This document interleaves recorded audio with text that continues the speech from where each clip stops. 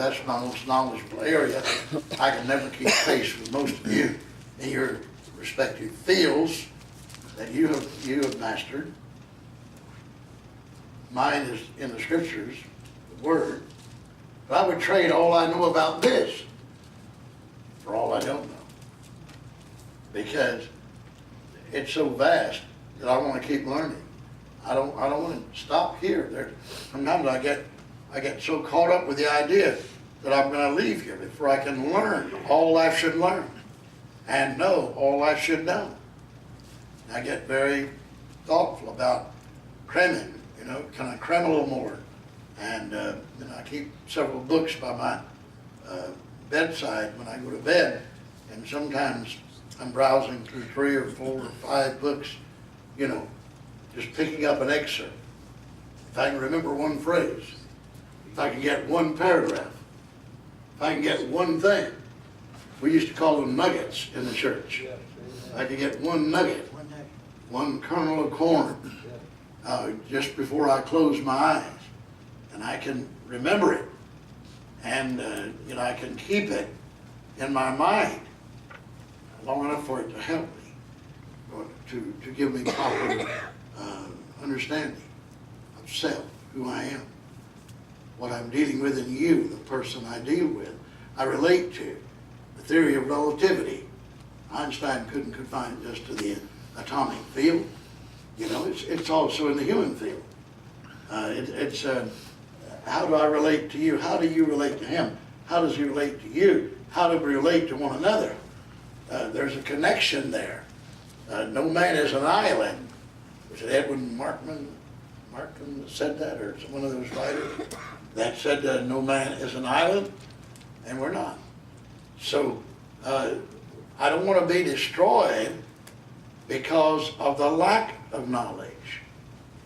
And I want to have, and then in 2 Timothy 3, 7 through 8, verse 7 through 8, 2 Timothy 3, the 3rd chapter, here's a group of people that's ever learning,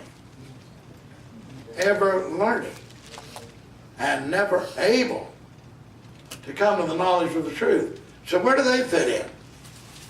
Where does that group fit in our society, in our life? Ever learning and never able to come to the knowledge of the truth. There's some people it's never. Well, we said Sunday, I had Brother Rhodes read that scripture in Matthew 13, where it said, Jesus said to them, it's not given to know the mysteries of the kingdom of heaven, but unto you it's given. He even separated people. He even made a distinction between people. Someone said God is no respecter of persons. Well, he is and he isn't. God is no respecter of persons. He is and he isn't. In salvation, God is no respecter of persons. But by action and by deed and by will of self, God is a respecter of persons. Because the person that is evil will not have the same relationship with God as the person that is spiritual. The spiritual person does not have the same relationship the carnal, evil person does with God. God doesn't look at them the same. He doesn't treat them the same. He doesn't get along with them the same. And in the end of their life, God does have respect of persons. Because in the book of Psalms, the 1st chapter, the scripture said, blessed is the man that walketh not in the counsel of the ungodly, nor standeth in the way of sinners, nor sitteth in the seat of the scornful. That man is blessed. Blessed, yes. But his delight, that person, is in the law of the Lord. And in that law doth he meditate day and night. And he shall be like a tree planted by the river, the water of life, that Whatsoever you do, his leaf shall not bring forth his fruit in the season. Leaf doesn't wither, and whatever he does prospers. But now the next verse.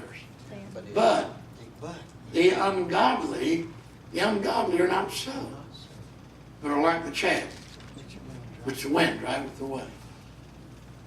Therefore the Lord knoweth the way of the righteous, but the way of the ungodly shall perish. So is there respect to persons with God? Obviously there is, because God has knowledge of one person and He has knowledge of another. Okay? I've given you some scriptures to show you in this class, ever learning and never able to come to the knowledge of the truth. Sister Marlow said a moment ago, could be the foolish virgins. I think it is. Because they were ever learning and they never got oil in their lamps, their vessels. And the parable, Matthew the 25th chapter. They never got that. Yeah. Put that 2 Timothy 3:7. Can you speak up now where they'll hear you? As parallel with the scriptures of Proverbs 1 and 22. Was, Excuse me, I'm sorry. when Jesus went into the synagogue and to read of the law scriptures, the Pharisees politely let him do that until Jesus' teachings and preaching start to score them in somewhere, and they start to reject it. In other words, they start to reject the truth, the knowledge that Christ was given to them in the synagogue. And that 2 Timothy is at the time of today very parallel with what the Pharisees did to Jesus in the synagogue, because they rejected the truth that he was having, and they mock on him, then finally, they crucify him, because they don't want to get the truth that he was given to them. They reject the truth, the knowledge that he was given to them. That is scriptures in 2 Timothy 3:7 and 8. It's the same thing what we're going through today. Some James and some Jambres around us, they resist the truth, and corrupt the mind, reprobate concerning the faith.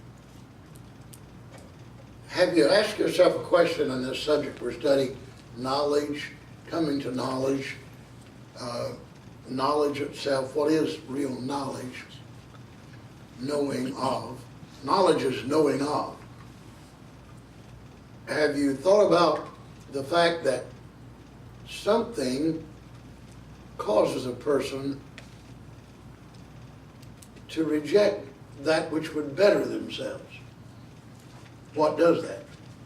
In the perception and sensory value of a person. What does that? What causes that? I've always been interested in the cause. What is the cause? David said when he went to battle in Israel, is there not a cause? Everything has to have a purpose, a cause. And why is a person, we say they're rebellious, they're a rebel. They won't get along, they won't be disciplined, they won't harmonize. What is there about that person? What causes that in that person to do that? Well, it has to be that inwardly there is a rebellion, because rebellion does not start in your fingernail or your exterior. It starts inside the spirit, and it then goes into the soul, and then the body is used to show rebellion. That, it's now open. It's a manifest rebellion of contrariness, or not wanting that knowledge, not wanting to be subject to that knowledge, those instructions, even though it be good for the person, but they don't want to receive it. So it's coming from the choice that a person makes. Now, that goes back to the garden.